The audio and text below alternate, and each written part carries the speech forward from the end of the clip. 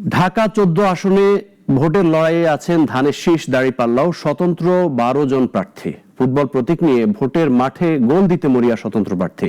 অন্যদিকে গণজোয়ারে ফুটবলকে ভাসিয়ে দিতে চান ধানের শীষের কাণ্ডারি। আর এই সুযোগ কাজে লাগিয়ে জয়ের আশা দেখছেন ১০ দলীয় জোট প্রার্থী। ঢাকা ১৪ আসনের খবর জানাচ্ছেন অনিয়ন রনি। রাজধানীর মিরপুর শাহ আলী, দারুসালাম ও রূপনগরের এক অংশ এবং সাভারের কাউন্দিয়া ইউনিয়ন নিয়ে গঠিত ঢাকা ১৪ সংসদীয় আসন। এই আসনে ধানের শীষ, দাঁড়িপাল্লা, স্বতন্ত্র সব মিলিয়ে ভোটের মাঠের লড়াইয়ে ১২ জন প্রার্থী। প্রার্থীদের বেশ কয়েকজন বিএনপির রাজনীতির সাথে জড়িত থাকলেও ঢাকা ১৪ আসনের দল মনোনীত প্রার্থী মায়ের ডাক সংগঠনের অন্যতম প্রধান সমন্বয়ক সানজিদা ইসলাম তুলি। ব্যক্তি নয়, প্রতীক আসল জানিয়ে ধানের শীষের গণজোয়ারের কথা বলেন তিনি। আলহামদুলিল্লাহ, ভালো। মানুষ তো আসলে মনে হয় কি প্রার্থীকে দেখতে চায়, ধানের শীষ নিয়ে কে আসছে।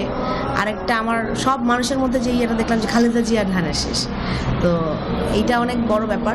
অনেকে তো জড়ায় ধরছে, তারপরে বলছে না ইনশাল্লাহ সাথে আছে। এদিকে ফুটবল প্রতীক নিয়ে মাঠে আছেন দারুসালাম থানা বিএনপি সাবেক আহ্বায়ক সৈয়দ আবু বক্কর সিদ্দিক সাজু। নিজেকে এলাকার সন্তান দাবি করে জয়ের ব্যাপারে বেশ আশাবাদী তিনি। স্থানীয় ছেলে হিসাবে, সন্তান, মিরপুরের সন্তান হিসাবে তাদের যে কোনো বিপদে আমি পাশে থাকতে পারবো, সেই অঙ্গীকার তারা সমর্থন দিয়েছেন যে আমার বাবার সুনাম আছেন এই এলাকার কল্যাণে, তাই তারা আমার কাছে তাদের আশা বা ভরসা দেখতে পাচ্ছেন।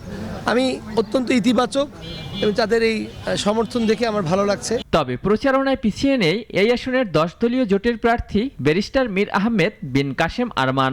তার প্রত্যাশা স্থানীয় বিএনপির নেতাদের দলীয় কোন্দলের ফাঁকে নিজের শক্ত অবস্থানের কারণে নির্বাচনে বিজয় পাবেন তিনি।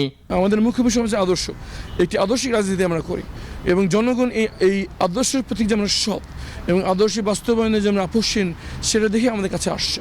সুতরাং জনগণের আমাদের আস্থা। এই আসনে বিএনপির প্রার্থীকে মোকাবেলা করতে হবে নিজ দলের স্বতন্ত্র প্রার্থীর পাশাপাশি ১০ দলীয় জোটের প্রার্থী সহ ১১ জনকে। অলিউল রনি, নাগরিক, ঢাকা।